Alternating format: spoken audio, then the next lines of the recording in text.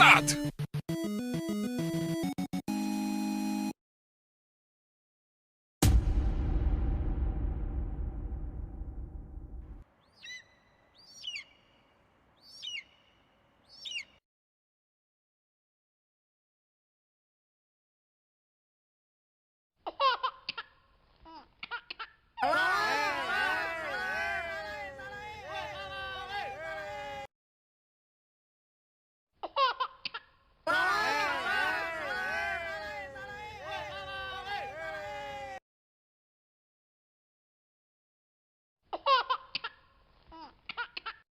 Mohon bersabar, ini ujian. Mohon bersabar, ini ujian. Ujian dari Allah.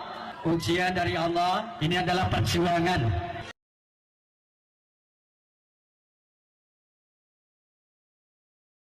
Macam tak betul je budak ni.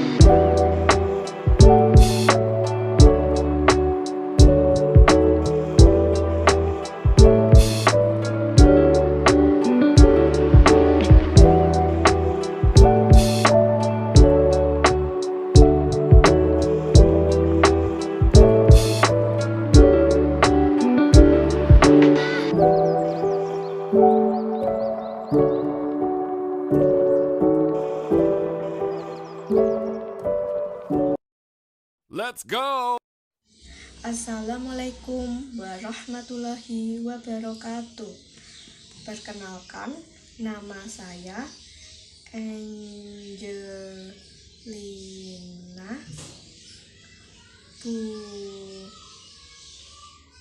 Putri Wijaya, kelas 22B. Di video kali ini, saya akan membahas materi terkait mata kuliah pendidikan anak tunalaras.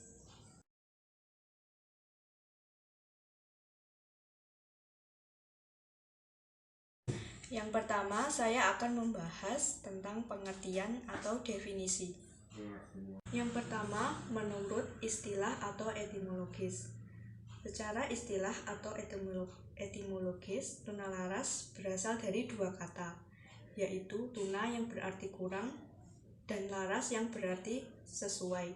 Jadi, anak tunalaras berarti anak yang bertingkah laku kurang sesuai dengan lingkungan. Sedangkan secara definitif, anak dengan gangguan emosi dan perilaku adalah anak yang mengalami kesulitan dalam penyesuaian diri dan bertingkah laku tidak sesuai dengan norma-norma yang berlaku dalam lingkungan kelompok usia maupun masyarakat pada umumnya, sehingga merugikan dirinya maupun orang lain, dan karenanya memerlukan pelayanan pendidikan khusus demi kesejahteraan dirinya maupun lingkungannya. Sedangkan dalam Peraturan Pemerintah Nomor 72 Tahun 1991 disebutkan bahwa anak tunalaras adalah hambatan atau gangguan atau kelainan tingkah laku sehingga kurang dapat menyesuaikan diri dengan baik terhadap lingkungan keluarga, sekolah, dan masyarakat. Adapun definisi anak tunalaras menurut beberapa ahli, yang pertama, pada tahun 1977 menurut Kaufman, ia mengemukakan bahwa penyandang tunalaras adalah anak yang secara kronis dan mencolok berinteraksi dengan lingkungannya dengan cara sosial yang tidak dapat diterima atau secara pribadi tidak menyenangkan, tetapi masih dapat diajar untuk bersikap yang secara sosial dapat diterima dan secara pribadi menyenangkan. Sedangkan pada tahun 1981, Nelson mengemukakan bahwa tingkah laku seseorang murid dikatakan menyimpang jika a. menyimpang dan perilaku yang oleh orang dewasa dianggap normal menurut usia dan jenis kelaminnya. Yang b. penyimpangan terjadi dengan frekuensi dan intensitas tinggi. Yang c. penyimpangan berlangsung dalam waktu yang relatif lama. Selanjutnya, pada tahun 2006, ada 2 orang ahli yang mengemukakan pendapatnya tentang anak tunalaras. Yang pertama adalah menurut Effendi. Tunalaras adalah individu yang mempunyai tingkah laku atau menyimpang atau berkelainan, tidak memiliki sikap, melakukan pelanggaran terhadap peraturan dan norma-norma sosial dengan frekuensi yang cukup besar. Tidak atau kurang mempunyai toleransi terhadap kelompok dengan orang lain, serta mudah terpengaruh oleh suasana, sehingga membuat kesulitan bagi diri sendiri ataupun orang lain. Sedangkan menurut Delpy, tunalaras adalah individu yang mengalami hambatan dalam mengendalikan emosi dan kontrol sosial. Anak tunalaras disebut juga dengan istilah medis emotionally handicapped atau behavioral disorder. Di tahun 2007, ada 2 orang ahli yang menyatakan pendapatnya mengenai anak tunalaras. Yang pertama ada Sumantri. Tunalaras adalah anak yang mengalami gangguan atau hambatan emosi dan berkelainan tingkah laku, sehingga kurang dapat menyesuaikan diri dengan baik terhadap lingkungan keluarga, sekolah, dan masyarakat.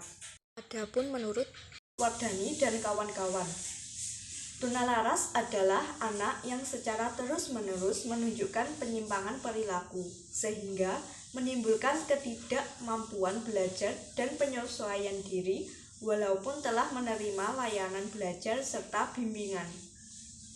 Tahun 2012 ada pendapat menurut ahli Kosasih.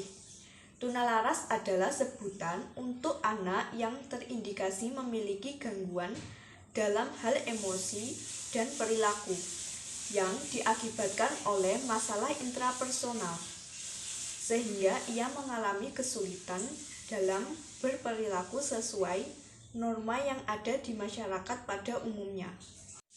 Yang terakhir, pada tahun 2013, menurut Pratiwi dan Murtiningsih, tunalaras adalah anak yang mengalami gangguan emosi dan kepribadian sehingga tidak selaras dengan norma di lingkungan dan sekitarnya. Jadi, secara umum dapat kita simpulkan bahwa anak tunalaras adalah sebutan bagi anak-anak dengan tingkah laku dan emosi yang kurang sesuai dengan norma-norma masyarakat. Yang selanjutnya, mari kita membahas faktor penyebab ketunalarasan yang terjadi pada seseorang.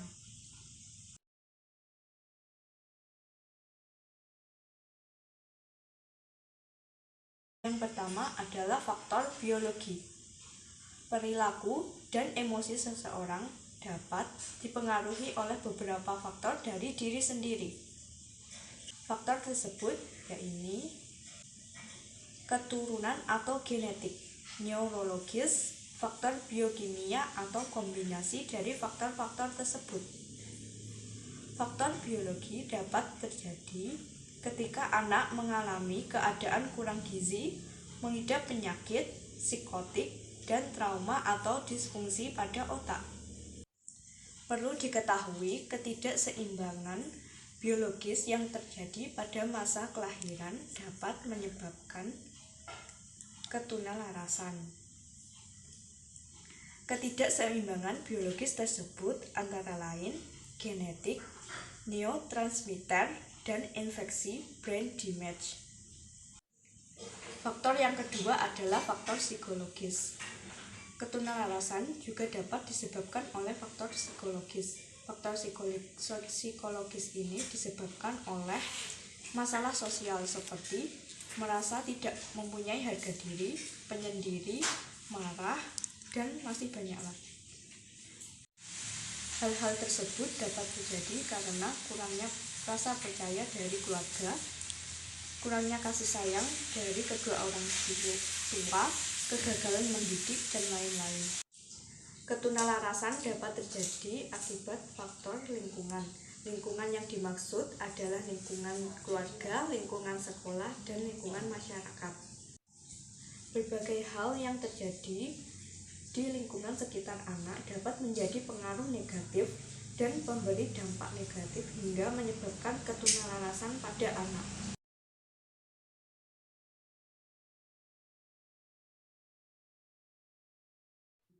Pembahasan yang ketiga adalah klasifikasi ketunalarasan pada seorang anak. Penelitian menurut Rusi Ibrahim dibagi menjadi yang pertama, socially maladjusted children, yaitu anak-anak yang aspek sosialnya terganggu. Contoh sikap, kurang percaya diri, suka menyendiri, dibagi menjadi 3. Yang pertama, semi-socialist children, masih bisa bersosialisasi dengan lingkungan sekitarnya, tapi terbatas. Anak-anak dalam kategori ini saat kecil didogma atau ditanamkan oleh orang-orang di lingkungannya. Contoh,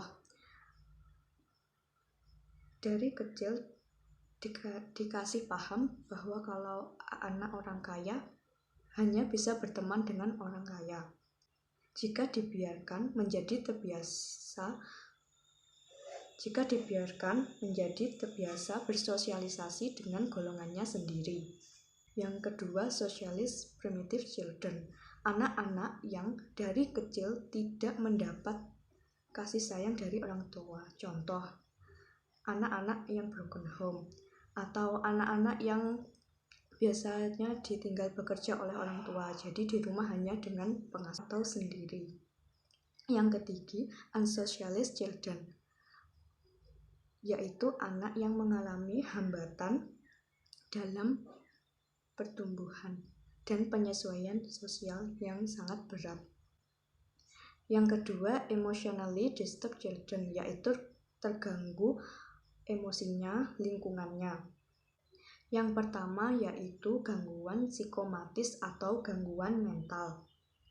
Terjadi pada semua anak. Contoh, mentalnya dijatuhkan, dipermalukan oleh guru, orang tua, ataupun temannya. Yang kedua, gangguan psikoneurotik, yaitu gangguan ringan atau gangguan mental yang lunak atau tidak bahaya. Yang terakhir, gangguan psikotik, gangguan mental yang ditandai dengan diskoneksi kenyataan atau terjadi tekanan dari lingkungan sekitar. Ada yang kenakalannya terlihat, juga ada yang tidak atau pendiam. Adapun klasifikasi menurut Memulyani dan Caryoto pada tahun 2013, berdasarkan jenis gangguan yang dialami, anak tunalaras dapat dikelompokkan menjadi 2 jenis, yaitu pertama, anak yang mengalami kesulitan dalam menyesuaikan diri dengan lingkungan sosial. Ada the semi-socialist child. Anak yang termasuk dalam kelompok ini dapat mengadakan hubungan sosial, tetapi terbatas pada lingkungan tertentu. Misalnya keluarga dan kelompoknya. Keadaan seperti ini datang dari lingkungan yang menganut norma-norma tersendiri, yang mana norma tersebut bertentangan dengan norma yang berlaku di masyarakat. Dengan demikian, anak selalu merasakan ada suatu masalah dengan lingkungan di luar kelompoknya. Yang kedua, ada children arrest at a primitive level of socialization. Anak pada kelompok ini dalam perkembangan sosialnya berhenti pada level atau tingkatan yang rendah. Mereka adalah anak yang tidak pernah mendapat bimbingan ke arah sikap sosial yang benar dan terlantar dari pendidikan, sehingga ia melakukan apa saja yang dikehendakinya. Hal ini disebabkan karena tidak adanya perhatian dari orang tua, yang mengakibatkan perilaku anak di kelompok ini cenderung dikuasai oleh dorongan nafsu saja. Meskipun demikian, mereka masih dapat memberikan respon pada perlakuan yang ramah. Jadi masih bisa senyum kalau kita juga ramah. Yang terakhir ada children with minimum socialization capacity. Anak pada kelompok ini tidak mempunyai kemampuan sama sekali untuk belajar sikap-sikap sosial. Ini disebabkan oleh pembawaan atau kelainan, atau anak tidak pernah mengenal hubungan kasih sayang, sehingga anak pada golongan ini banyak bersikap apatis dan egois. Nah, ini kurang perhatian dari orang tua. Yang kedua, anak yang mengalami gangguan emosi terdiri dari yang pertama, neurotic behavior. Anak pada kelompok ini masih bisa bergaul dengan orang lain. Akan tetapi mereka mempunyai masalah pribadi yang tak mampu diselesaikannya. Mereka sering dan mudah dihinggapi perasaan sakit hati, perasaan cemas, marah, agresif, dan perasaan bersalah. Di samping itu, kadang mereka melakukan tindakan lain seperti mencuri dan bermusuhan. Anak seperti ini biasanya dapat dibantu dengan terapi seorang konselor. Keadaan neurotik ini biasanya disebabkan oleh sikap keluarga yang menolak atau sebaliknya, terlalu memanjakan anak, serta pengaruh pendidikan, yaitu karena kesalahan pengajaran atau juga adanya kesulitan belajar yang berat. Jadi anak merasa tertekan ya di sini. Yang kedua, children with psychotic process. Anak pada kelompok ini mengalami gangguan yang paling berat, sehingga memerlukan penanganan yang lebih khusus. Mereka sudah menyimpang dari kehidupan yang nyata, sudah tidak memiliki kesadaran diri, serta tidak memiliki identitas diri. Adanya ketidaksadaran ini disebabkan oleh gangguan pada sistem syaraf sebagai akibat dari keracunan, misalnya minuman keras dan obat-obatan. Nah, jadi ini anak-anak yang sudah pergaulannya sudah bebas, sudah mau minum-minum. Itu banyak ya kita temui di sekitar lingkungan kita, anak-anak pinggir jalan itu. Tunalaras dengan tipe children with psychotic process harus diobati dengan cara pergi ke psikolog, dokter, konselor. Apabila anak tunalaras yang sudah memasuki fase gangguan jiwa harus segera direhabilitasi atau dirawat. Adapun penelitian menurut Alkirk dan James dibagi menjadi 4. Yang pertama, conduct disorder. Perilaku kacau, melakukan tindakan tanpa berpikir seperti mengamuk dan mengacak-ngacak barang. Yang kedua, ada anxious withdrawal, rasa cemas berlebihan dan menarik diri. Yang ketiga, immaturity, dimensi ketidakmatangan. Contoh, sudah usia 18 tahun tapi masih mengompol, tidak naik kelas. Dalam fase ini anak tidak berpikir sesuai usianya. Yang terakhir, sosialis agresif atau agresif sosial, bersifat destruktif atau merusak, mencari kesenangan sendiri dengan cara masuk atau bergabung ke geng-geng motor. Pada tahun 1995, menurut Sunardi, anak tunalaras dapat dikelompokkan dalam 2 kelompok, yaitu berdasarkan klasifikasi psikiatris dan behavioristik. Adapun penjelasan jenis klasifikasi tersebut adalah klasifikasi psikiatris berdasarkan tingkatan ringan, sedang atau berat. Dibagi jadi 2. Yang pertama, tingkat ringan atau sedang, meliputi neurosis, psikoneurosis, gangguan perilaku kepribadian, yaitu penyimpangan perilaku ditandai dengan konflik emosi dan kecemasan tapi masih mempunyai hubungan dengan dunia nyata. Yang kedua, tingkat berat, meliputi psikosis, yaitu penyimpangan perilaku ditandai dengan penyimpangan dari pola-pola perilaku normal dalam berpikir dan bertindak.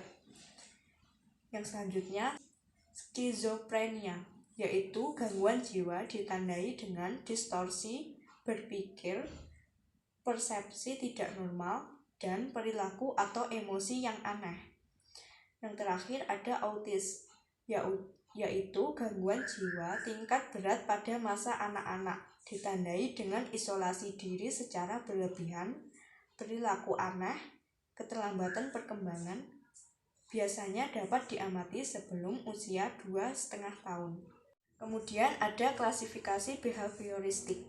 Berdasarkan perilakunya, anak tunalaras dibagi menjadi beberapa jenis, yaitu yang pertama, conduct disorder, juga disebut unsocialized aggression, yaitu ketidakmampuan mengendalikan diri seperti berkelahi, memukul, menyerang orang lain, pemarah, tidak patuh, menentang, merusak milik orang lain, nakal, hiperaktif, menolak arahan, mudah terganggu perhatiannya, mencuri, menyalahkan orang lain, gaduh, dan ramai.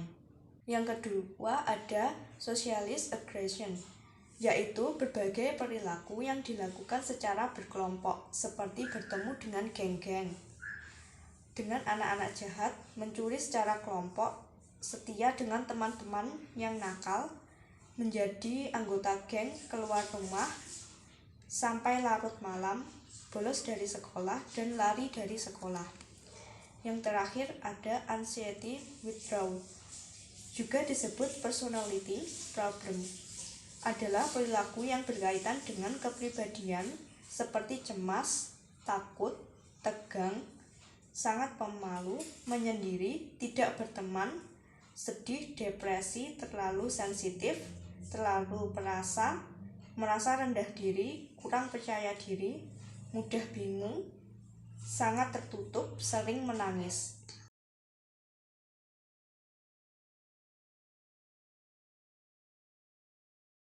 Kita akan menuju pembahasan mengenai karakteristik ketunalarasan.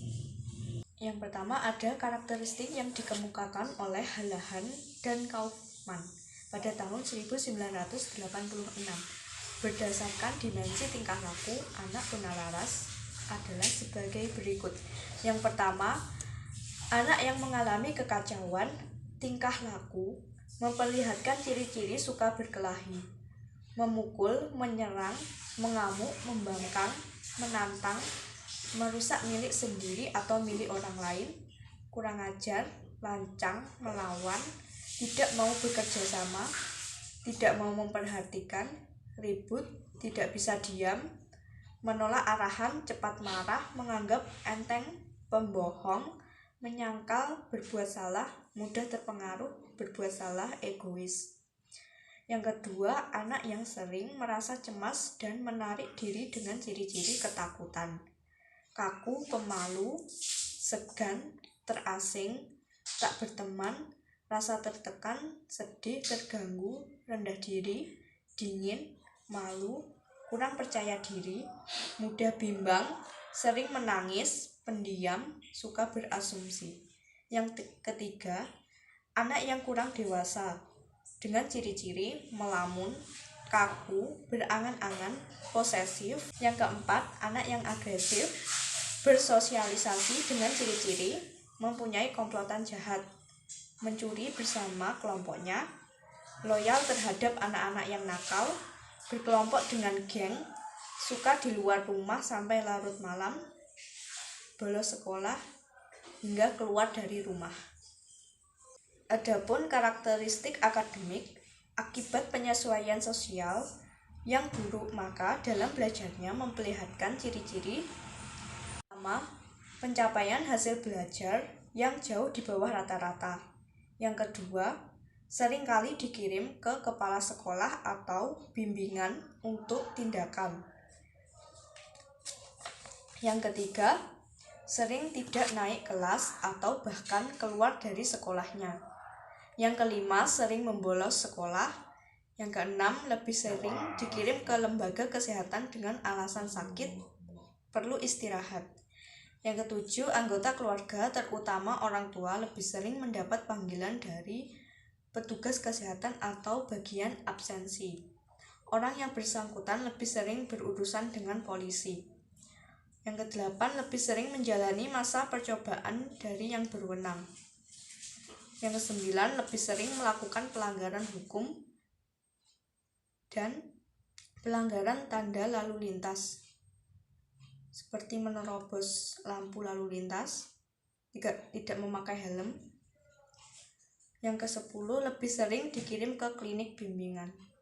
Jadi perilakunya sudah di luar batas. Jadi perlu dibimbing agar perilakunya itu tidak merusak norma-norma di masyarakat. Selanjutnya, karakteristik fisik atau kesehatan. Anak tunalaras ditandai dengan adanya gangguan makan, gangguan tidur, dan gangguan gerakan. Seringkali anak merasakan ada sesuatu yang tidak beres dengan jasmaninya. Mudah mendapat kecelakaan, merasa cemas terhadap kesehatan, merasa seolah-olah sakit, kelainan lain yang berwujud kelainan fisik seperti gagap, buang air tidak terkendali, sering mengompol, dan jorok. Yang terakhir adalah karakteristik bahasa atau komunikasi. Siswa dengan hambatan emosi dan perilaku atau tunalaras menggunakan lebih sedikit kata per kalimat, mengalami kesulitan untuk tetap pada topik, dan menggunakan bahasa yang tidak pantas untuk percakapan sosial. Anak-anak dengan gangguan emosi atau perilaku sering mengalami defisit bahasa seperti kesulitan dengan bahasa reseptif atau ekspresif dan pragmatif. Dipercayai bahwa gangguan bahasa ini berkontribusi secara signifikan terhadap perilaku menantang dan mengganggu yang umum secara beberapa siswa dengan hambatan emosi dan berperilaku. Jadi bicaranya sering tidak pantas, seperti berkata kotor, kasar. Seperti ketika lawan bicaranya orang tua, tapi tidak menggunakan bahasa yang benar. Sekian yang dapat saya sampaikan mengenai pembahasan anak tunalaras. Assalamualaikum warahmatullahi wabarakatuh. Terima kasih waktunya.